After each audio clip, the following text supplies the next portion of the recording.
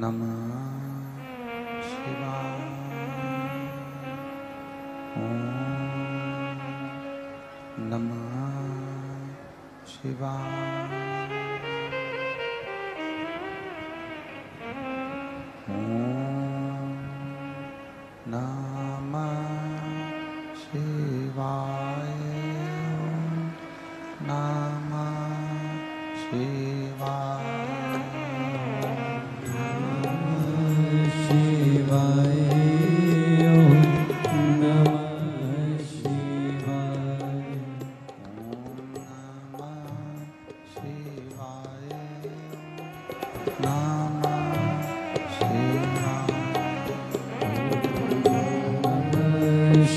शिवाय ओम नमः शिवाय।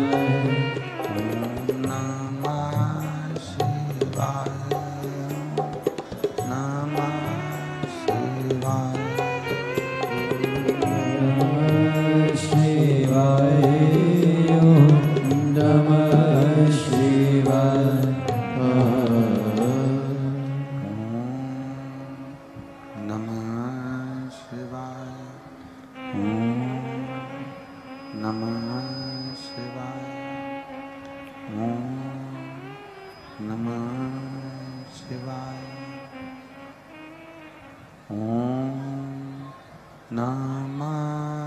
शिवाय ओम नमः शिवाय।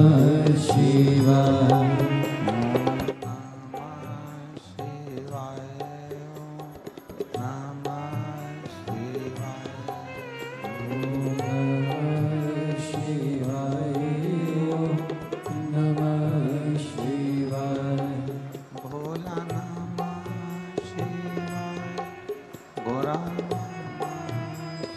शिवाय।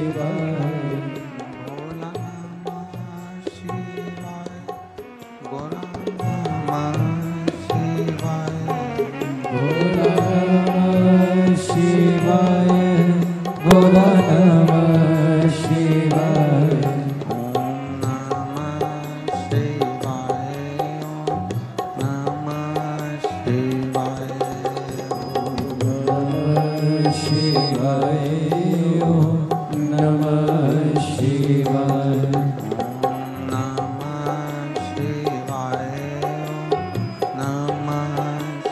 शिवाय। ओम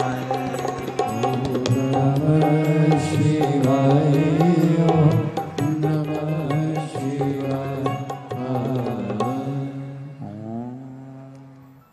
नमः शिवाय। नमः शिवाय ओम नमः शिवाय। विश्वनाथ भगवान की जय। महाकाल राजा की जय। कुबेरेश्वर महादेव की जय। हर हर महादेव। हर हर महादेव। हर हर महादेव। हर काशी विश्वनाथ ओगरदानी त्रिकालदर्शी कैलाशी अविनाशी भगवान शिव, जिनकी पुनीत पावन शिव महापुराण की कथा संपूर्ण विश्व के कल्याण हेतु राजा भर्तरी की ये पुनीत पावन भूमि अलवर, जहाँ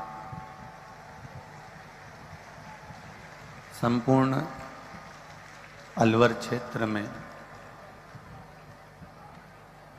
आप जहाँ चाहें वहाँ जाकर दर्शन कर लें। पूरे अलवर की संपूर्ण भूमि में जितने मंदिर किसी देवता के नहीं, उससे अधिक मंदिर मेरे देवाधिदेव महादेव के हैं। ये अलवर की पवित्र भूमि है, संत साधु सन्यासी तपस्वी साधकों की तपोस्थली है। यहाँ जितने संत हुए हैं, यहाँ जितने साधक हुए हैं, यहाँ जितने भी साधु सन्यासी तपस्वी साधक हुए हैं, इस पवित्र भूमि पर आकर उन्होंने तप कर कर भगवान की अविरल भक्ति को प्राप्त किया है। ऐसी पवित्र भूमि ये अलवर की है महाराज। मैं कथा के मुख्य यजमान श्री प्रमोद विजय जी, श्री कपिल शर्मा जी, श्री अरविंद खंडेलवाल जी, श्री सत्यनारायण खंडेलवाल जी, श्री श्याम खंडेलवाल जी, श्री दिनेश खंडेलवाल जी को धन्यवाद देता हूँ, जिन्होंने इतना सुंदर आयोजन आयोजित कर संपूर्ण समिति को गठित कर सारे कार्यकर्ताओं को एकत्रित कर और एक नया सुख संपूर्ण अलवर की भूमि को दिया है। एक बार जजमान परिवार के लिए जोरदार ताली बजाकर साधुवाद, वंदन, अभिनंदन। और यहाँ विराजमान सभी ब्राह्मण देव, संत देव, गुरुजन, तपस्वी जन, बुजुर्ग माता पिता और जितने भी प्रतिष्ठित बंधु और अन्य जीव जितने आए हैं, सभी के चरणों को नमन करते हुए कथा के इस पावन पंडाल में प्रांगण में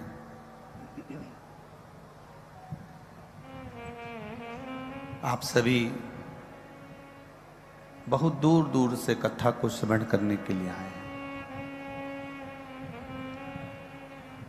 जहां से भी आप यहां पधारे हैं, सावन का महीना है, भगवान शिव से प्रार्थना जरूर करना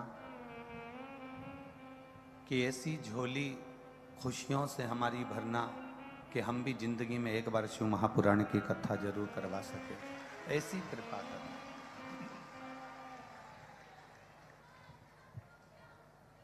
तेरी कृपा बिना न हिले एक भी अणु, लेते हैं श्वास तेरी कृपा से तनु तनु। बखान क्या करूं मैं राखों के ढेर का, चपटी भभूत में खजाना कुबेर का।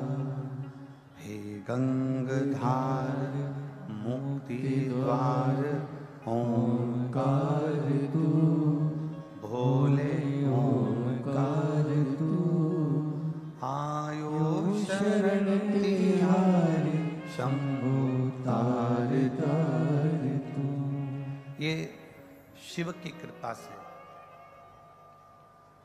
ओगड़दानी की करुणा से, देवादिदेव महादेव की कृपा से ये शिव महापुराण की कथा सावन के महीने में अलवर वासियों को मिली है।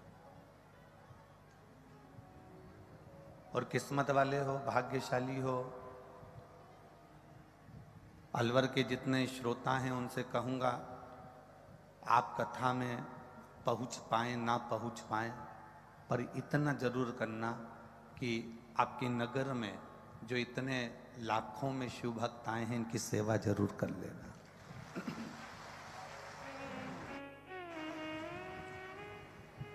अगर इनकी सेवा ही कर ली ना सावन महीने में, तो आपको कथा श्रवण करने का उतना ही फल प्राप्त हो जाए।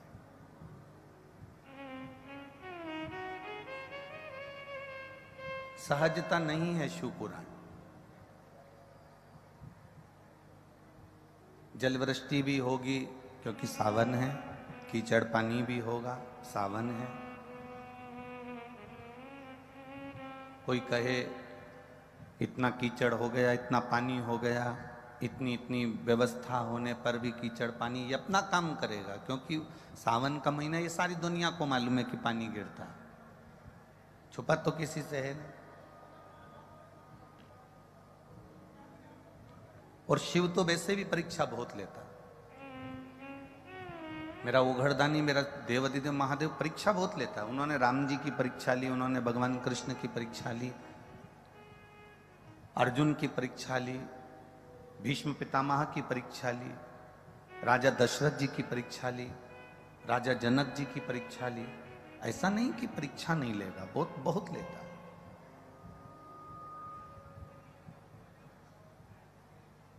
त्याग शिव महापुराण की कथा अपन सब श्रवण करने के लिए बैठे हैं।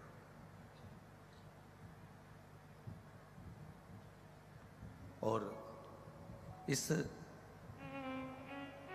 त्याग शिव महापुराण की कथा का लक्ष्य है कि बुरा विचार हमारे भीतर अगर आ जाए, बुरे विचार हमारे अंदर अगर प्रवेश कर जाए तो हम उसका त्याग कर दें।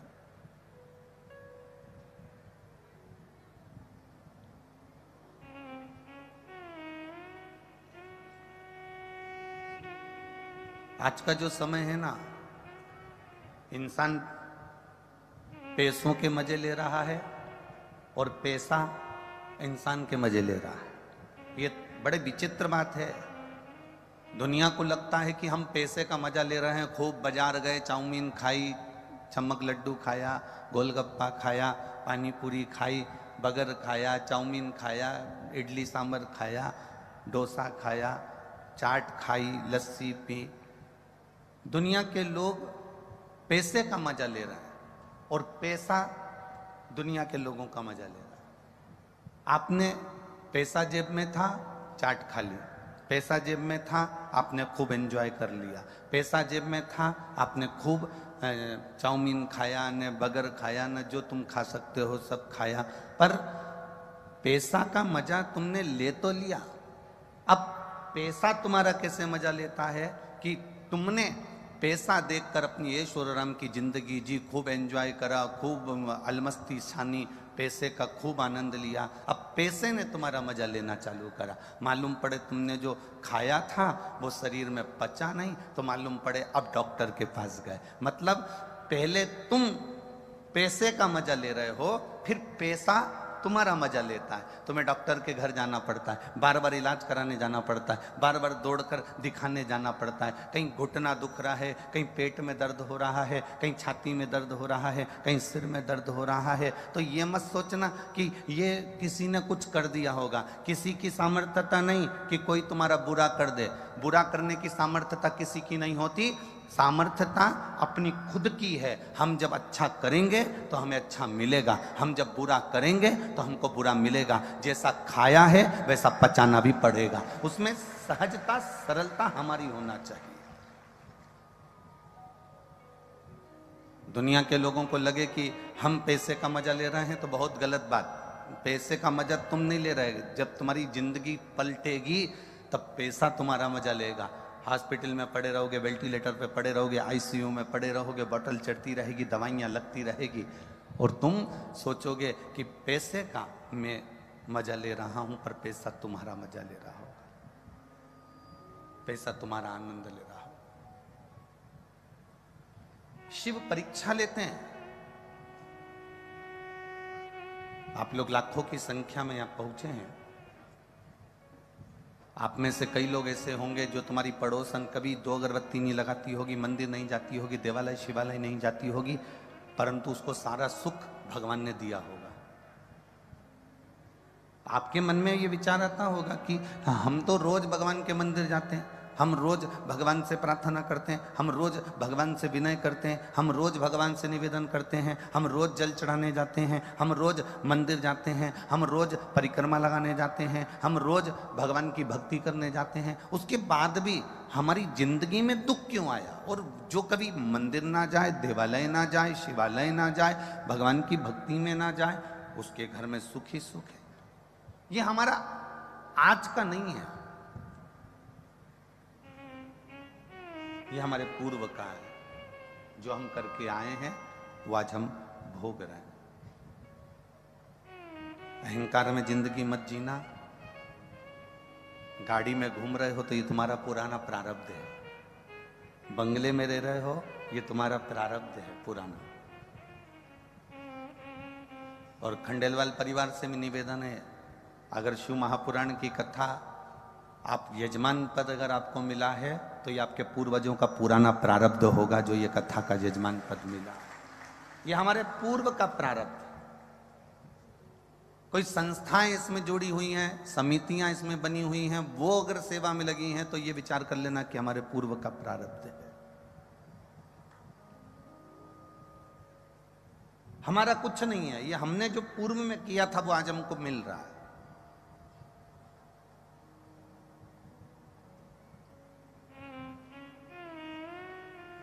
इसलिए पहले भी कहा, मत बुरे कर्म कर बंदे वरना पछताएगा, भगवान की आंखों से तू बच नहीं पाएगा, तू बच नहीं पाएगा। अरे ओ अज्ञानी मत करना दानी, अरे ओ अज्ञानी मत करना। तेरे कर्म का फल भी तू ही पाएगा, जैसा किया तूने तेरे आगे आएगा। मत बुरे कर्म कर बंदे वरना पछताएगा, भगवान की आंखों से तू बच नहीं पाएगा, तू बच नहीं पाएगा। अपने जीवन का कोई अच्छा कर्म करते जाओ, अपने जीवन का कोई श्रेष्ठ कर्म करते जाओ। तुम्हारे मरने के बाद तुम्हारे परिवार के लोगों ने कितने लोगों को खाना खिलाया, तुम्हारी आंख बंद होने के बाद तुम्हारे घर के लोगों ने कितने लोगों को भोजन कराया, उससे मतलब मत रखना। यहां जितने बैठे हैं ना, कई लोग बड़े खुश होते हैं, हमारे ससुर मरे थे तो हमने 500 लोगों का खाना खाया, हमारी सास मरी तो हमने हमारी पूरी समाज का भोजन करा, हमारे दादा ससुर मरे तो हमने इतने लोगों को खाना खिलाया, इतने लोगों को भोजन कराया। इस भ्रांति और भ्रम में मत जियो। आंख बंद होने के बाद तुम कितने लोगों को खाना खिला रहे हो उससे मतलब मत रखना। मतलब रखना कि तुम्हारी आंख जब तक खुली है, तुम जब तक जिंदा हो, तो तुमने किसी गरीब को खाना खिलाया कि ना खिलाया, किसी प्यासे को पानी पिलाया कि ना पिलाया, किसी ऐसे मरीज को जो दवाई के लिए तरस रहा है उसको औषधि चाहिए, और हमारे पास में थोड़ा भी धन अगर अधिक है और उसके पास में नहीं है, तो आपने किसी औषधि का खर्चा उठाया कि नहीं उठाया। किसी विकलांग के जीवन में कोई कष्ट आया तो उसका हाथ पकड़कर आपने उसको चलना सिखाया कि नहीं सिखाया। हमारी शिव महापुराण की कथा में भगवान देवाधिदेव महादेव का चरित्र आता है। शंकर भगवान मृत्यु लोक के देव हैं, शंकर भगवान इस भूलोक के देव हैं। ब्रह्मा ब्रह्म लोक में रहते हैं, भगवान विष्णु बैकुंठ लोक में रहते हैं, पर मृत्यु लोक का अगर कोई देव है तो वो देव अधिदेव महादेव है। शंकर भगवान पशु के भी देवता हैं, इसलिए पशुपति नाथ हैं। पक्षी के भी देवता हैं, इसलिए उनका सरम्भेश्वर महादेव नाम है। सरम्भेश्वर महादेव नाम क्यों पड़ा? गिद्ध रूपी पक्षी का रूप धरकर नरसिंह भगवान को उठाकर उत्तराखंड की अलकनंदा में डाला था, इसलिए उनका नाम सरम्भेश्वर है। पशुओं के देवता हैं तो वो पशुपति नाथ बने, पक्षियों के देवता हैं इसलिए सरम्भेश्वर नाथ बने, मनुष्यों के देवता हैं इसलिए देवाधिदेव महादेव बने, शिव बने, और देवताओं के भी देवता हैं इसलिए शिव तत्व को प्राप्त किया। असुरों के भी देवता हैं, जलचर थलचर वायुचर जितने जितने जीव हैं संसार में सबका देव एक, वो है देव अधिदेव महादेव। नेत्र बंद होने के बाद तुमने कितने लोगों को भोजन कराया वो मायना नहीं रखता। तुम्हारे मरने के बाद कितने लोगों ने खाना खाया वो मायना नहीं रखता। मायना ये रखता है कि तुम्हारे नेत्र खुले हैं, तुम जिंदा हो, तब तक तुमने कौन सा परमार्थ का कार्य करा, तुमने कौन सा अच्छा कार्य करा, मूल वह है।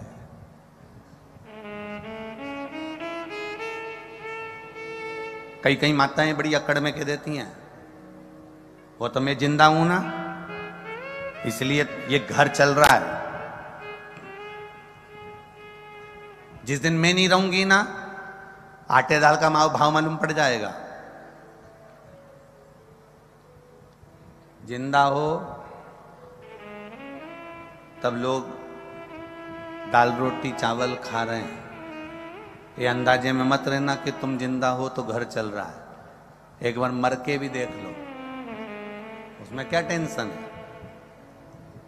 जैसे ही मरोगे ना, तुम कह रही हो कि भूखे मर जाओगे, पर जिसके यहां कोई मरता भी है ना, तो 12वें और 13वें में सबसे पहले 70 की बोरी आके नुक्ती और गुलाब जामुन की तैयारी होती है।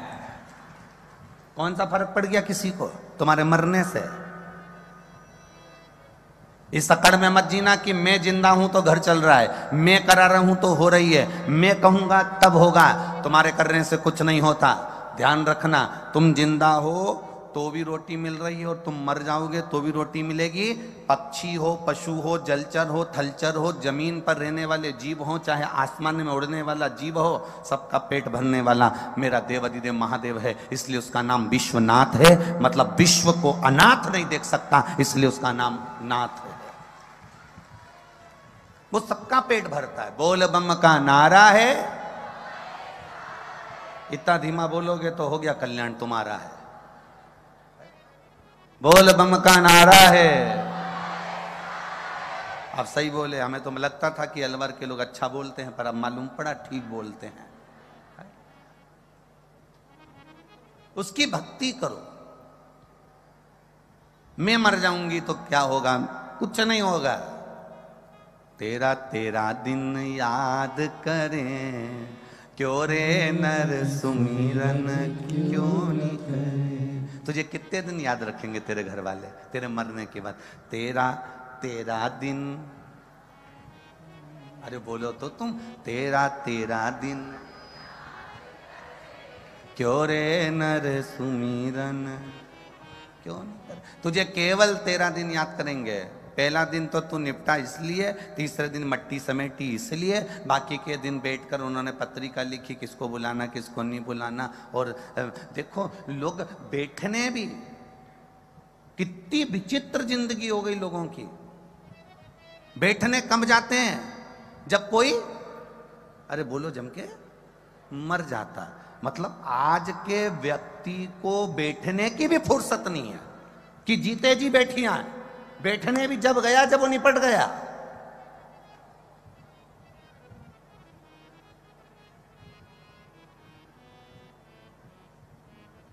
इतनी सी फुर्सत नहीं लोगों को कि वो हॉस्पिटल में बीमार है, तुम्हें मालूम पड़ गया कि उसकी तकलीफ ज्यादा है, तबीयत ज्यादा खराब है, नहीं गए, नहीं गए। और अब वो चले गया, तब लोग बैठने के लिए गए। घर की बहुएं भी आंख में से आंसू ढा रही हैं, रो रो के बोल रही हैं, रात्रि को तो अच्छे ही थे, खूब बढ़िया थे, 3-4 मक्का की रोटी खाई थी, गुड़ और कड़ी भी खूब खाए थे, पर सुबेरे मालूम नहीं पड़ा कब चलेगा। बताओ। अब 2-4 को बताया, ये गई, उसके बाद 2-4 और आ गई, उन्होंने फिर वो बैठने आई, बहुत अच्छे थे, फिर बताना चालू करा, रात को तो अच्छे थे, 2-4 मक्का की रोटी खाई, कड़ी और गुड़ खाया, मर गए, मालूम नहीं पड़ा। फिर वो चली गई, फिर किसी को बताया। पूरे 10 दिन जो आता है उसको एक ही चीज बताई जाती है, इससे अच्छा एक सीडी भरवा लो और एक प्लेयर बाज में रख लो, उसमें तुम बस पल्लू डाल के ऐसी बैठी रहो और बस ऐसी बटन दबा दी और वो प्लेयर बोलता रहेगा कि कैसे मरे। अरे किसी के मरने के बाद बैठने क्यों जाते हैं? गरुड़ पुराण में कहा कि 10 दिन तक जीवात्मा उसकी अटारी पर रहती है। जब हम बैठने जाते हैं 10 दिन उसके घर में भगवान का भजन होना चाहिए, राम नाम, कृष्ण नाम, शिव नाम जपना चाहिए। क्यों? वो जो गया है वो अटारी पर 10 दिन तक गरुड़ पुराण कहती है वो जीव रहता है। 10 दिन हम जितना भजन करते हैं उस जीवात्मा को प्राप्त होता है और उसका कल्याण हो जाता है। पर भजन कोई नहीं करता, सब गए, बैठे, उठे, चल दिए, बैठे, माला चढ़ाई, फूल चढ़ाया, चल दिए। पर कोई ऐसा नहीं होगा जो थोड़ी देर बैठकर राम नाम, कृष्ण नाम, शिव नाम भजन करता हो। किसी को फुर्सत नहीं। किसी के उठावने में, उठावना जानते हैं आप लोग, इधर साइड होता है उठावना, वो लोग फोटो पे माला चढ़ा के टेबल पे रख देते हैं और बहुत सारे लोग इकट्ठे होके आते हैं। लेडीज इधर बैठ जाती है, जेंट्स इधर बैठ जाते हैं, सब लोग इकट्ठे होके बैठे, थोड़ी देर बाद चले जाते हैं। 4 बजे का इंतजार करते, 3 बजे का इंतजार करते, बस टाइम देख के आते हैं कि 4 बजने में कितनी देर है, 5 मिनट, तो 5 मिनट पहले पहुंचेंगे, बैठेंगे, चल देंगे ना। किसी के यहां जाओ तो भगवत भजन के लिए जाओ, स्मरण के लिए जाओ, एक लगन लगा कर जाना कि मुझे शिव तत्व की भक्ति प्रदान करना, लेना भी है, देना भी है।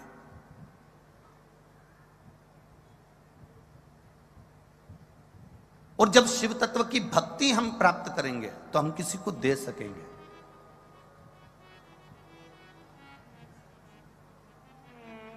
कुछ है आपके पास में तो आप दोगे, कुछ नहीं है आपके पास में तो आप कुछ नहीं दोगे।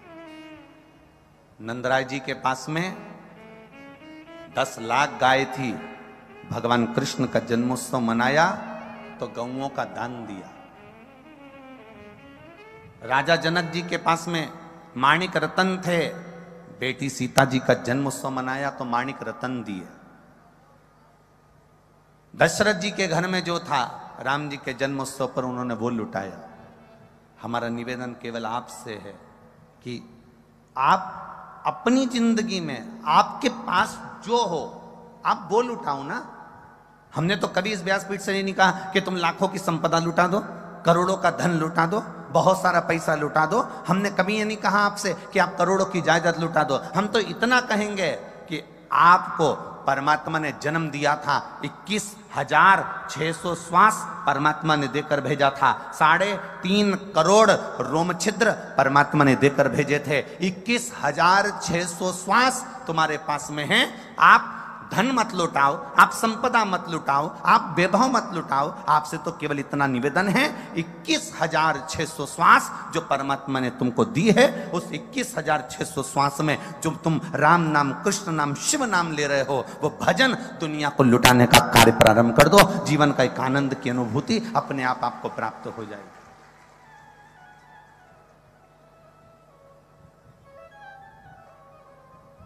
जो बहुत बहुत बड़े करोड़पति हुए, जो बहुत बहुत बड़े संपदापति हुए, उनकी मूर्ति आज तक किसी चौराहे पर नहीं लगी। आपके अलवर में लगी हो तो बात दूसरी है कि कोई करोड़पति मरा था तो उसकी मूर्ति अलवर के इस चौराहे पर लगाई गई। पूरे राजस्थान में घूम लेना, पूरे मध्य प्रदेश में घूम लेना, पूरे उत्तर प्रदेश में घूम लेना, तुम्हारी मर्जी पड़े पूरे भारत में घूम लेना। बहुत बड़े बड़े दानी हुए, करोड़ों के, बहुत बड़े बड़े दानी नहीं, बहुत बड़े धनपति हुए, बहुत बड़े करोड़पति हुए, बहुत बड़े संपदापति हुए, जिन्होंने करोड़ों का वैभव कमाया, करोड़ों का धन कमाया, उनकी मूर्ति आज तक कहीं नहीं लगी। पर जिसने धन कमाया और उस धन को सदुपयोग में लगाया, उसकी मूर्ति आज भी चौराहों पर लगाई जाती है कि इसने अपने धन का सदुपयोग करा था, इसने इस धन से किसी गरीब को पढ़ाया था, इसने इस धन से किसी निर्धन को सुखी करा था, इसने धन से किसी कुंवारी कन्या का विवाह करवाया था, इसने धन से किसी के मेडिकल में उसको सहायता प्रदान करी थी, इसने अपने धन से किसी की शिक्षा में सहयोग प्रदान करा था। उसकी मूर्ति आज भी लगाई जाती है। भजन करने वाले की मूर्ति रामकृष्ण परमहंस जी हो, तुकाराम जी हो, मीराबाई हो, कर्माबाई हो, नरसिंह मेहता हो, नामदेव हो, तुकाराम हो, इनकी मूर्ति आज भी चौराहों पर लगाई जाती है, क्योंकि इनके पास धन भले नहीं था पर इन्हें भजन इतना लुटाया, भजन कीर्तन इतना लुटाया कि आज तक अभी राजा भर्तरी की नगरी में आप लोग बैठे हो, राजा भर्तरी की नगरी,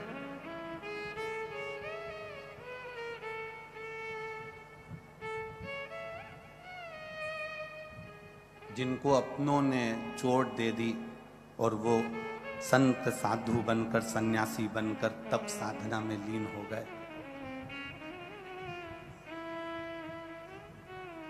अगर केवल राजा भर्तरी केवल राजा होते ना तो क्या ये अलवर वाले उनका नाम लेते? अरे बोलो तो रे जम के, कौन लेता? राजा का नाम कब तक लिया जाता? जब तक वो जिंदा है। राजा गया, दूसरा राजा आया, उसका नाम लेंगे, फिर वो चले जाएगा, उसका नाम लेंगे। राजा भर्तरी का नाम तो लोग राजा अगर रहता तो केवल नाम लेते और भूल जाते, पर राजा भर्तरी का नाम आज तक लिया जाता है। उसका कारण केवल एक है, राजा भर्तरी की तप साधना, भजन कीर्तन सत्संग संकीर्तन और असली गुरु की शरणागति और अच्छे कार्य राजा भर्तरी ने करे अपने जीवन में, तो आज तक लोगों ने उसको पूछा है। आप कोई अच्छा काम करके जाइए, मिला है ना मनुष्य का शरीर, बड़ा कीमती शरीर मिला है, डायमंड कोहिनूर हीरे जैसा, कोहिनूर हीरे जैसा शरीर मिला है आपको। उस शरीर का सदुपयोग कर जाइए।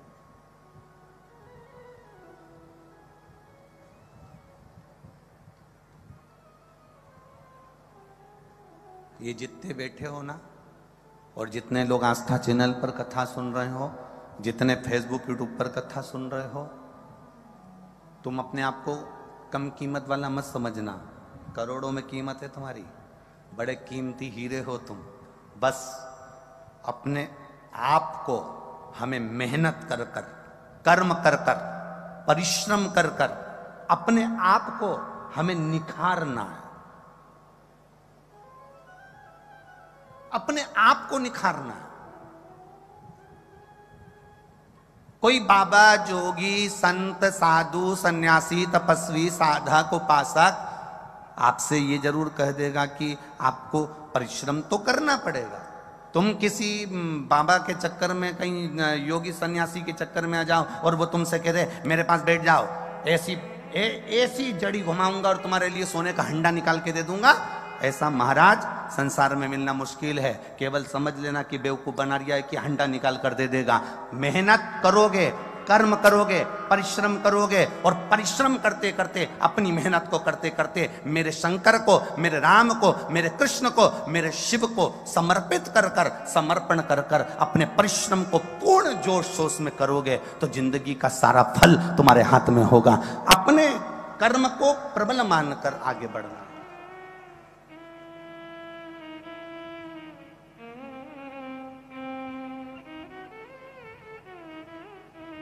एक पत्र आया है, देखिए।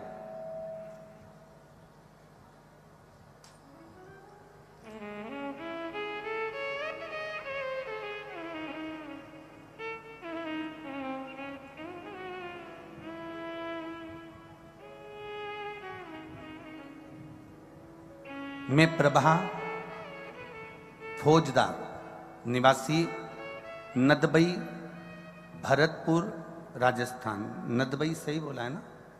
नदबई है कि और कुछ है? नदबई है, हाँ ठीक है।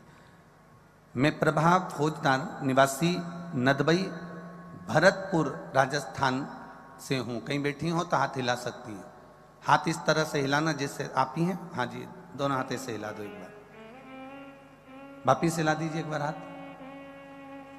मैं प्रभा फौजदार निवासी नदबई भरतपुर राजस्थान से हूँ। मैं गुरुजी भोले बाबा का क्या बखान करूं। शिव महापुराण की कथा मैंने अपनी पड़ोसन के कहने पर सुनना चालू करी। मेरे बेटा जो कि पढ़ने में तो होशियार है पर उसकी सरकारी नौकरी नहीं लग रही थी। गुरुदेव, मेरा बेटा हताश होकर घर में बैठ गया। मुझसे कहता है माँ अब नौकरी की तैयारी नहीं करूंगा क्योंकि लगती ही नहीं सरकारी नौकरी। मैंने मेरे बेटे से कहा, वो सीओर वाला महाराज कहता है इतनी मेहनत करो, इतनी मेहनत करो, इतना परिश्रम करो, इतना कर्म करो कि परमात्मा तुम्हारा साथ देगा। और उसके साथ में शंकर भगवान को एक लोटा जल चढ़ा, एक बेलपत्र शहद लगाकर शिव को समर्पित कर कर जाना। अपनी मेहनत के साथ में विश्वास भी पूर्ण करना। खूब पढ़ाई कर, खूब मेहनत कर और उसके साथ में शंकर पर भरोसा पूरा कर। माँ सब भरोसा कर कर देख लिया, मैं नहीं निकलता। मैंने फिर अपने बेटे से कहा अब की बार मेहनत करो, शंकर जी पे एक लोटा जल चढ़ाना चालू कर, जितना जल चढ़ाएगा और जितना पड़ेगा उतना तुझे फल प्राप्त होगा। मेरे बेटे ने पढ़ना भी प्रारंभ करा, जल चढ़ाना भी प्रारंभ करा। मैंने इंदौर की शिव महापुराण की कथा सुनी, वहां बाबा से विनती कर कर आई। आप कहते हो ना गुरुजी कि पंडाल में बैठकर जो बोला जाता है बाबा वो देता है। मैंने प्रैक्टिकल करा, मैं भी गई भरतपुर से इंदौर और कथा पंडाल में बैठकर सुनी और वहां सुनकर बाबा से विनती कर कर आई और मेरे बेटे से कहा तू अब की बार इतनी मेहनत करना, सियोर वाला महाराज कहे परिश्रम पूरा करना और एक बेलपत्री शिव को चढ़ा कर जाना। मेरा बेटा गया और आज बाबा को मैं दंडवत प्रणाम करने इस अलवर की भूमि पर आई हूं, क्योंकि मेरे बेटा रेलवे में स्टेशन मास्टर के पद पर चयनित हो गया है। आज मैं बाबा को यहाँ पर दंडवत प्रणाम करने के लिए आई हूँ। बधाई हो माँ आपको, एक बार वापिस हाथ हिला दो। श्री शिवाय नमस्तुभ्यम। बहुत बहुत साधुवाद, बैठिए। शिव तत्व इसी को कहते हैं।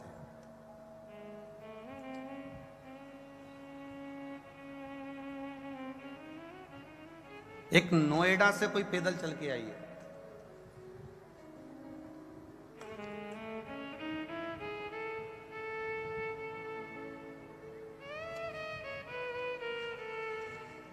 एक कोई नोएडा से पैदल चल के आई है,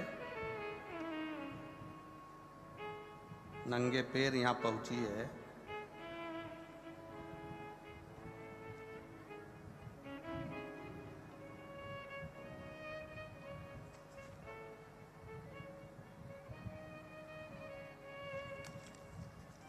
इसमें नाम उसका, कहीं बैठी हो तो हाथ हिला देना। नोएडा से पैदल आई हैं, जिनके बेटे का जॉब लगा है, इंडियन नेवी में जिसके बेटे का सिलेक्शन हुआ है।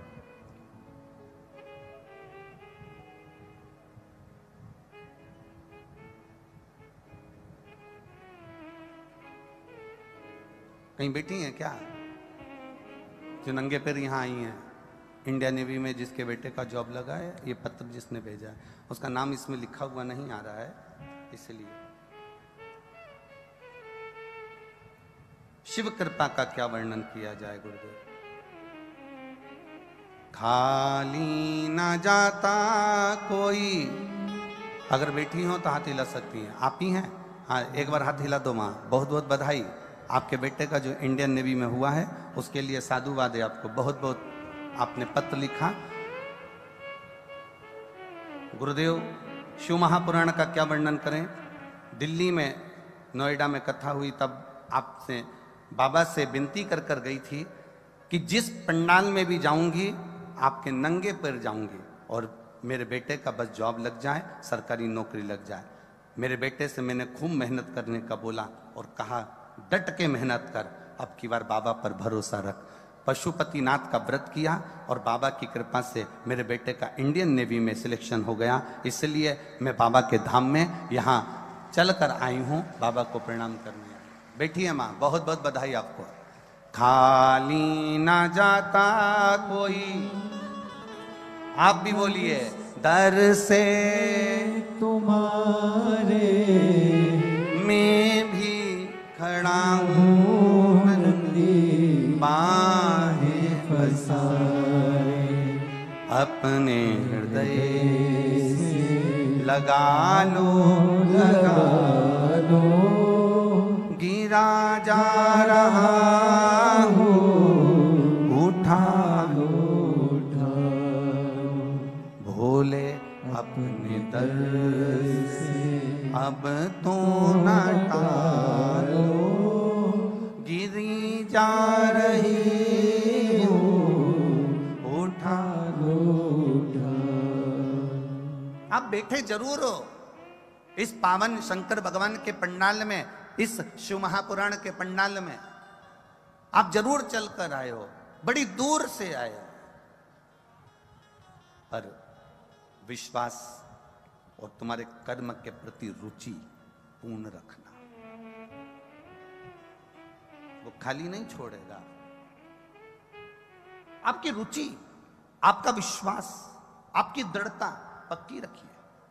शंकर भगवान परीक्षा जरूर लेते हैं। पानी भी गिरेगा, कीचड़ भी होगा, आने में असुविधा भी होगी, 1-2 किलोमीटर दूर तुमको छोड़ भी दिया जाएगा, वहां से 1-1.5 किलोमीटर तुम्हें पैदल भी चल के आना पड़ेगा। बोलो सही है कि गलत है? अब पास में तो कोई तुम्हारी गाड़ी रोकेगा नहीं, क्योंकि चक्कर ये इतनी पास अगर गाड़ी रोक देवे तो जनता कहाँ जावे, किसी को चोट लग जावे, किसी को ठेस पहुंच जावे, तो प्रशासन भी अपनी व्यवस्था देखता है, इसलिए थोड़ी दूर पे गाड़ी रुकवा देता है, कहीं तुमको छोड़ देगा कि वहां से यहां तक पैदल जाओ। तो ये सब चीजें होती है। मेरा भोलेनाथ, मेरा ओघड़ी, मेरा दयालु, मेरा दातार, मेरा कैलाशी, मेरा अविनाशी तुम्हारी परीक्षा जरूर लेगा। उन्होंने राम जी की ली, उन्होंने कृष्ण भगवान की ली। अगर भगवान की कृष्ण की परीक्षा लेने के लिए दुर्वासा अवतार हुआ मेरे भगवान कृष्ण का, और द्वारकापुरी के नजदीक में जाकर भगवान कृष्ण ने चिल्लाना चालू करा, मुझे कोई मेहमान रख लो, मुझे कोई मेहमान रख लो, मुझे कोई मेहमान रख लो। उन्हें कोई मेहमान नहीं रखता था। क्यों नहीं रखता था? क्योंकि मेहमान उसी को रखा जाता है जिसका स्वभाव अच्छा होता है, जिसको क्रोध नहीं आता, जिसको गुस्सा नहीं आता। अब दुर्वासा ऋषि को तो इतना क्रोध।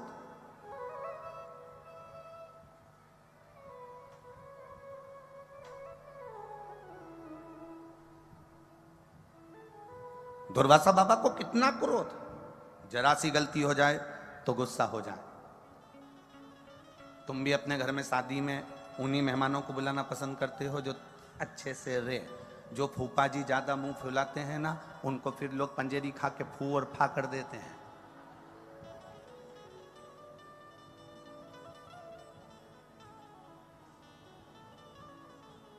पंजेरी खा के फू और फा मतलब वो सत्यनारायण भगवान का प्रसाद सीखता है ना, उसको मुंह में भर लो और फूफा बोल दो एक बार। पहले तो बोलोगे फू और फिर फा, पंजेरी गई मुख में। जो अपने स्वभाव को नहीं सुधार पाता उसको लोग प्रेम नहीं करते, उसको लोग स्नेह नहीं करते, उससे लोग जुड़ नहीं पाते।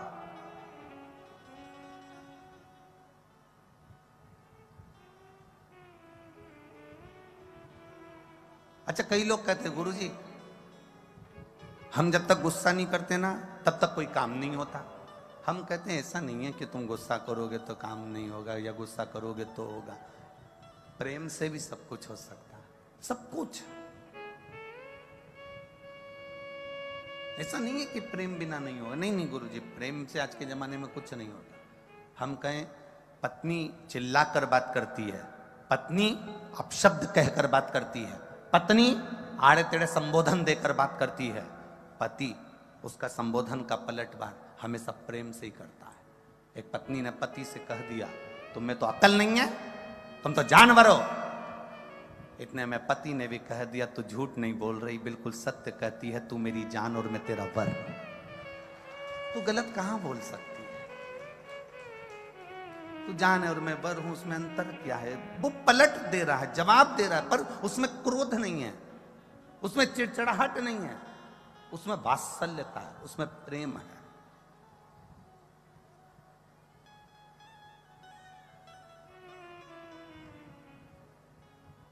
महाराज भगवान शिव का एक अवतार दुर्वासा अवतार, पहुंच गए द्वारकापुरी में, आवाज लगाई भोलेनाथ जी ने, दुर्वासा ऋषि शिव का एक अवतार है। आवाज लगाई मेहमान रखो मुझे। कोई मुझे मेहमान रख सकता है? कोई मुझे मेहमान रखो। सबको मालूम था इसको मेहमान रखना बड़ा भारी काम है। गुस्सा बहुत तेज आता है, चिड़चिड़ाहट बहुत करता है। दुर्वासा ऋषि बहुत अपशब्द बोल जाते हैं, जरा सी गलती हुई तो श्राप दे जाते हैं। इसलिए दुर्वासा ऋषि को कोई मेहमान नहीं रखा। पूरी द्वारका में 5 दिन से दुर्वासा ऋषि घूम रहे थे पर कोई मेहमान रखने को तैयार नहीं। भगवान द्वारिकाधीश निकल कर जा रहे थे और द्वारकाधीश ने जैसे ही सुना दुर्वासा जी कह रहे हैं कि मुझे मेहमान रखो, भगवान द्वारकाधीश ने कहा दुर्वासा ऋषि से चलिए मैं आपको मेहमान रखता हूं। दुर्वासा ऋषि ने कहा आप मुझे जानते हो ना अच्छे से? भगवान बोले बिल्कुल जानते हैं। आप जानते हो ना कि मुझे गुस्सा बहुत आता है? भगवान बोले हाँ जानते हैं। आपको मालूम है ना कि मैं श्राप दे देता हूं? भगवान बोले हाँ जानता हूं। गलती तो नहीं करोगे? भगवान बोले नहीं करूंगा। जान करके तो कोई गलती करता नहीं।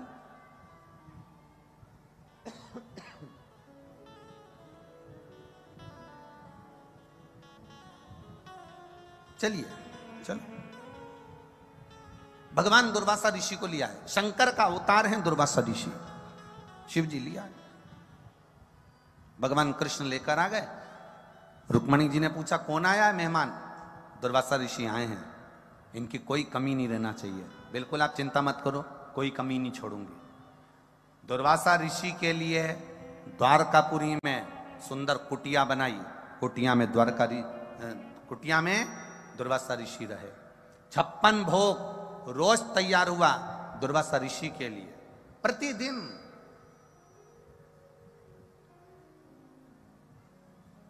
56 भोग तैयार, क्योंकि कब क्या मांग ले कोई भरोसा नहीं। आज दुर्वासा ऋषि भोजन कर रहे थे और भोजन करते करते तभी दुर्वासा ऋषि के मन में आया कि चलो कुछ ऐसा करा जाए कि भगवान द्वारिकाधीश भी मुझसे थोड़ा सा चिढ़ जाए। परीक्षा तो परीक्षा है। और दुर्वासा बाबा ने जिस कुटिया में रह रहे थे उस कुटिया में आग लगा दी। कुटिया धधक कर जलने लगी। सारे द्वारकापुर वासियों ने पानी डाल डालकर कुटिया की आग बुझाई। द्वारकाधीश आ गए। कुटिया में आग कैसे लगी, किसने लगाई, सब आपस में बात कर रहे थे। इतने में दुर्वासा ऋषि पीछे से आकर द्वारकाधीश के कंधे पर हाथ रखकर कहते हैं आग मैंने लगाई। तो भगवान द्वारिकानाथ ने पूछा अपने घर में आपने आग लगा दी, क्यों? भगवान बोले मेरी मर्जी, क्योंकि मैं तो मेहमान हूं, आग भी लगा सकता हूं। भगवान द्वारिकाधीश ने मन में सोचा ऐसा मेहमान किस काम का जो आग लगा दे अपने घर में। मैं तो मेहमान हूं, आग लगा सकता हूं, कोई बात नहीं, बुझाओ। भगवान को मालूम पड़ गया द्वारकाधीश को कि ये परीक्षा ले रहे हैं। आगे चले, इधर तो कुटिया जल रही है, इधर दुर्वासा मामा ने कह दिया कि मुझे भूख लग रही है, मेरे खाने के लिए खीर लेकर आओ।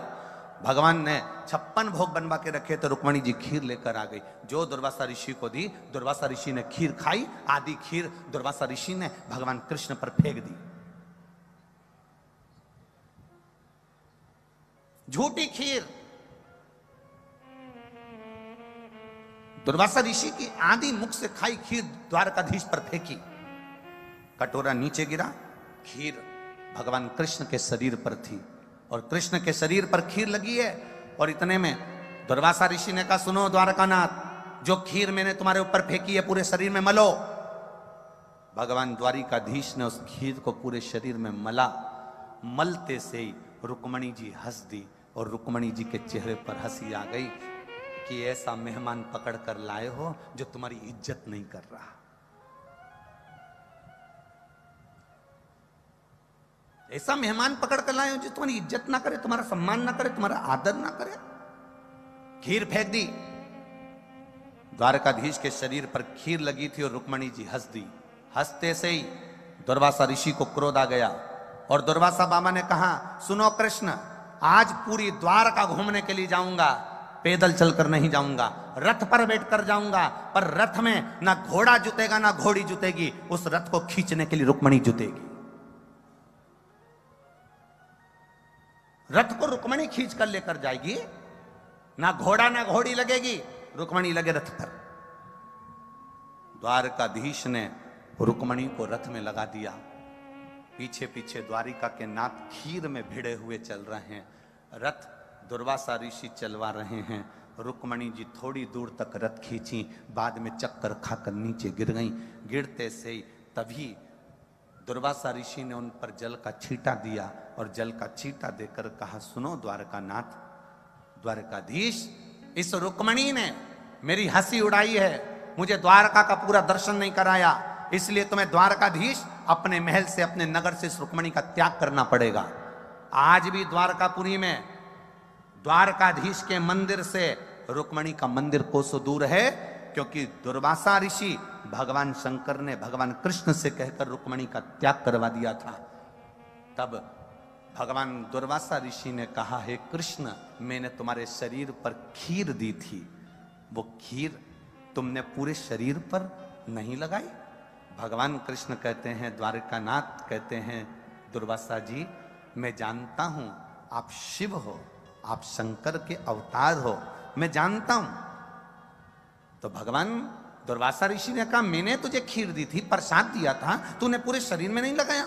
इतने में दुर्वासा ऋषि के शब्द सुनकर द्वारिकानाथ कहते हैं प्रभु पूरे शरीर में लगाया। भगवान दुर्वासा जी ने कहा पूरे शरीर में लगाया पर पांव के तलवे में नहीं लगाया। भगवान कृष्ण कहते हैं संत और गुरु की खाई प्रसादी होती है, प्रसाद को पांव के तलवे में कैसे लेता, इसलिए मैंने खीर को पांव के तलवे में नहीं लगाया। मेरे दुर्वासा बाबा शंकर के अवतार, शिव के अवतार दुर्वासा ऋषि कहते हैं सुनो द्वारकानाथ, तुमने खीर पूरे शरीर में लगाई पर पांव के तलवे में नहीं लगाई, इसलिए तुम्हारे प्राण छूटेंगे तो पांव के तलवे से छूटेंगे। इसलिए शंकर कवच देते हैं, शिव कवच प्रदान करते हैं। पांव के तलवे में वो खीर नहीं लग पाई थी, इसलिए जरा नाम के व्याघ्र ने जो बाण छोड़ा था वो कहां लगा था? द्वारकाधीश के पांव के तलवे में लगा। जम के बोलो जरा, कहां लगा? पांव के तलवे में। कई लोग कहते हैं गुरुजी आप कहते हो कि शंकर भगवान पे चढ़ा हुआ जल पीना चाहिए, आप कहते हो कि शिव जी पे चढ़ी हुई बेलपत्र खाना चाहिए, औषधि होती है। कई लोग मना भी करते हैं कि जल नहीं पीना चाहिए, कई लोग कहते हैं कि बेलपत्र नहीं खाना चाहिए, कई लोग इसका विरोध भी करते हैं। तो ये तो दुनिया है। यहां तो शिव महापुराण की कथा क्या, श्रीमद् भागवत तक कह रही है कि शंकर भगवान के अवतार दुर्वासा ऋषि ने द्वारिकाधीश पर खीर फेंकी, पूरे शरीर पर मलने को कहा, पांव के तलवे में मात्र खीर नहीं गई थी, इसलिए भगवान द्वारकाधीश को बाण पांव के तलवे में लगा। जरा विचार करना, शंकर के अवतार दुर्वासा ऋषि की झूठी खीर पूरे शरीर की रक्षा कर सकती है द्वारकाधीश के, तो शंकर भगवान पे चढ़ा हुआ जल हमारे शरीर में पहुंचने के बाद हमारी कजन कितने रोगों से रक्षा कर सकता है।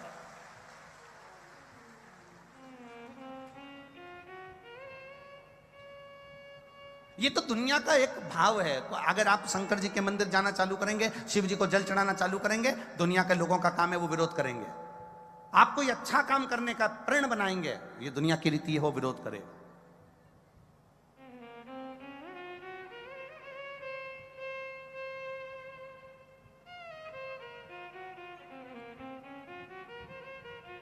ये दुनिया की रीत है। आप अच्छा करते चलो, आग लगे बस्ती में, बोलो बोलो जम के जरा, अपन रहे हो मस्ती में, क्या किसको रोइए सोइए, सारी समस्या का हल। पर सावन में एक लोटा नहीं, जम के बोलो जरा, 2 लोटा जल, सावन सावन में 2 लोटा।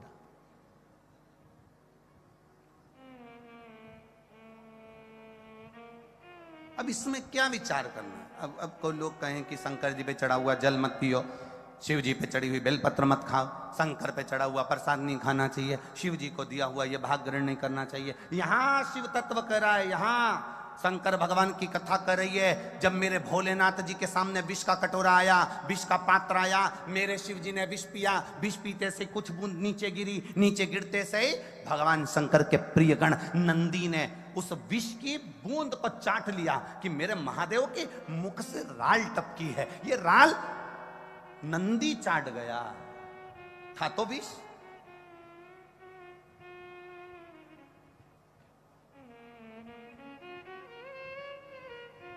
उस विष की बूंद को नंदी चाट गया। शिव जी के मुख से टपका हुआ राल, विष की राल नंदी चाट गया।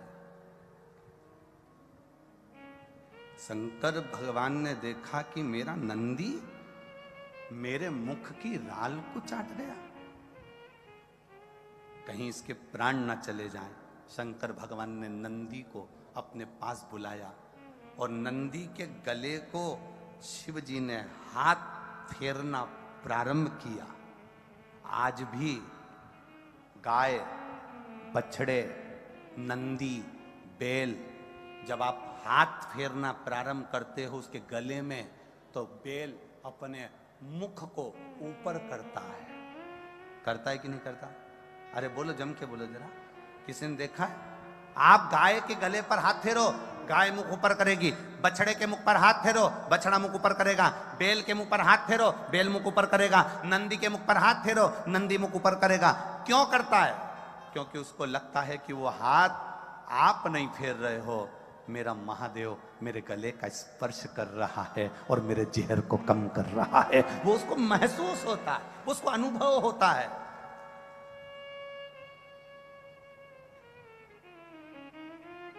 छोटे छोटे बच्चे कहते हैं मम्मी देखो मैं एक बहुत अच्छा मैजिक दिखाऊं। मम्मी कहती हाँ कौन सा मैजिक?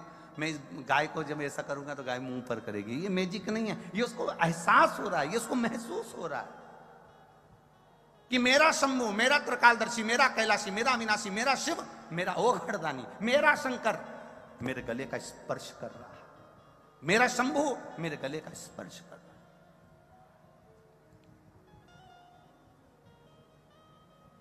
केवल वो छूता है तो जहर को भी समाप्त कर देता है। तो उस पे चढ़ा हुआ जल हमारे ना जाने जिंदगी के कितने जहर को समाप्त कर देता है, जिसका हम पान करते हैं।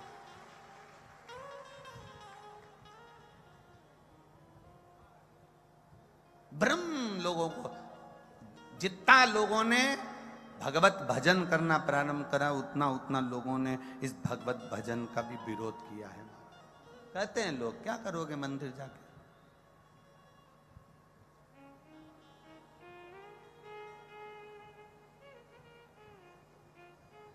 क्यों क्यों मंदिर जानने का क्या? लोग कहते हैं कि गुरुजी आप जब कथा का क्रम होता है तो लोग हो सकता है कि राजनीति के चलते कथा कराते हैं, कि उनको कोई राज सत्ता चाहिए होगी तो कथा करा रहा है। ये खंडेलवाल जी से पूछ लो, इन्हें कोई राज सत्ता तो ना चाहिए। कोई सत्ता के नशे में कथा नहीं कराता, राज सत्ता के लिए कथा नहीं की जाती, वैभव कुर्सी की प्राप्ति के लिए कथा नहीं करी जाती। कथा केवल 5 वर्ष के राज्य शासन के लिए नहीं करी जाती। कथा मेरे परमात्मा के चरणों की धूल जिंदगी भर प्राप्त करने के लिए करी जाती है। उस परमात्मा के चरणों की रज हमें प्राप्त हो जाए, उस परमात्मा के चरणों। कई लोग कहते हैं कि इसके लिए कथा कर दी होगी, उसके लिए कथा कर दी होगी। कथा जो होती है वो परमात्मा के चरणारविंद की प्राप्ति के लिए होती है। राम कृष्ण के चरण मिल जाएं, शिव के चरण मिल जाएं। ए अलवर वालों, जिस दिन कथा समापन हो ना उस दिन थोड़ी देर खड़े रहकर यहाँ का दर्शन करना। जिस दिन कथा समापन हो उस दिन यहाँ का दर्शन करना। जब यहाँ से लोग जाते हैं ना तो जहां बैठते हैं वहीं की थोड़ी थोड़ी मिट्टी उठा कर ले जाते हैं। ऐसी कथा कभी जिंदगी में नहीं सुनी होगी कि जहां बैठकर लोग मिट्टी भी भर कर लेकर चले जाते हैं। मैं अलवर वालों से निवेदन करूंगा, तुम्हारे राज्य में, तुम्हारे क्षेत्र में, तुम्हारे इस पुनीत पावन राजा भर्तरी की नगरी में जो कथा हुई हो उसके अंदाजा लगाकर इस कथा का स्मरण करना और आखिरी तक 7वें दिन तक विचार करना। 7 दिन इस कथा के पंडाल में बैठकर आप कथा श्रवण करें, या आस्था चैनल पर कथा सुने या फेसबुक यूट्यूब पर कथा सुने, और तारीख लिखना कि मैं इतनी तारीख को इतनी बजे इस पंडाल में पहुंची थी, और 3 महीने उस तारीख का इंतजार करना कि मैंने जो मांगा था मेरे ओघड़दानी ने मेरी झोली में भर कर दिया कि ना दिया। वो प्रदान कर देता है, छोड़ता नहीं खाली। वो खाली नहीं छोड़। एक पत्र आया, ज्यादा पत्र तो हम पढ़ नहीं पाए, बहुत सारे रखे हैं भैया, पर पत्रों से एक अंदाजा लगाइएगा। देखिए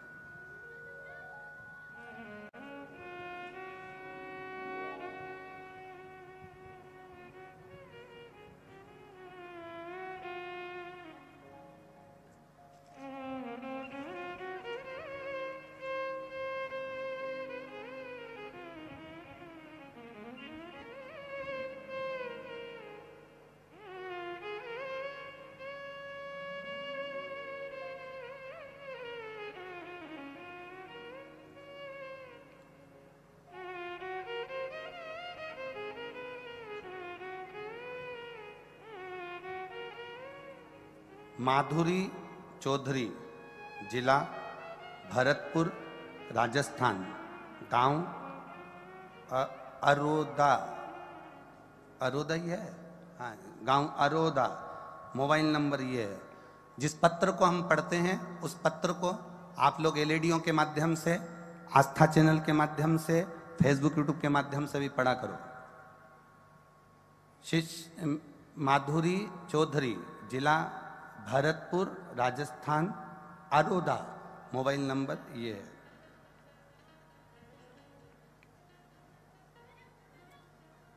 क्या कहें गुरुजी, लोग तो मुझे बाबा के आपके नाम से जानते हैं, लोग कहते हैं तो पगली हो गई बस योर वाले महाराज की कथा सुन सुन के, पागल भी कह देते हैं।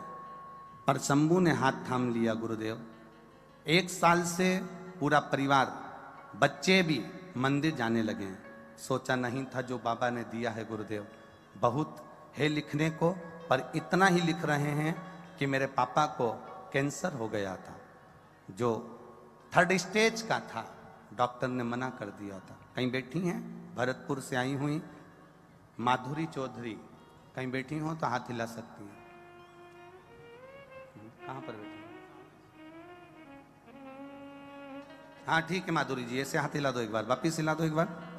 हाँ एक बार वापिस हाथ हिलाओ, ठीक है। हर हर महादेव।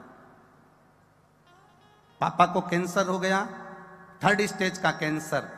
डॉक्टरों ने कहा अवस्था देखकर इनके ऑपरेशन की उम्मीद नहीं, पर बचने की भी उम्मीद नहीं। पर बाबा, 1 लोटा जल और शंकर पर चढ़ाई गई 1 बेलपत्र का मैं क्या वर्णन करूं।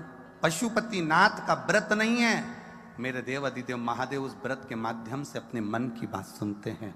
गुरुदेव, आज मेरे पापा पूर्ण तरह से ठीक हैं, इसलिए मैं भरतपुर से यहाँ प्रणाम करने के लिए आई हूँ। उनका कैंसर समाप्त हुआ है। मैं शिव को नमन करती हूँ। ये शिव तत्व है, योग घड़ी है, ये शंकर। बैठिए बहन, हर हर महा।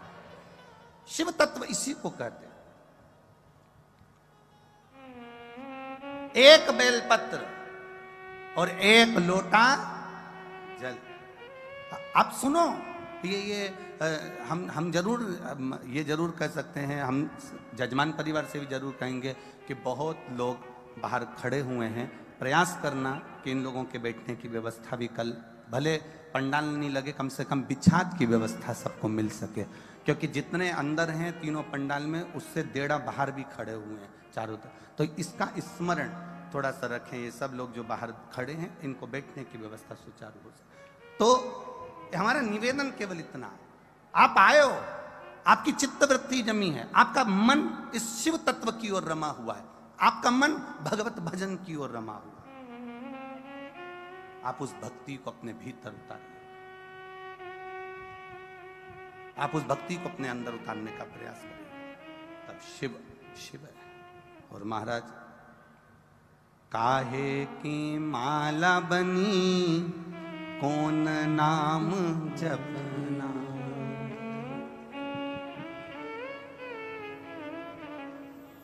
काहे की माला बनी कौन नाम जपना, जाना है हमको केला।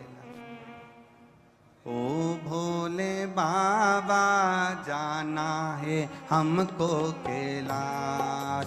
ओ भोले बाबा, जाना है हमको कैलाश।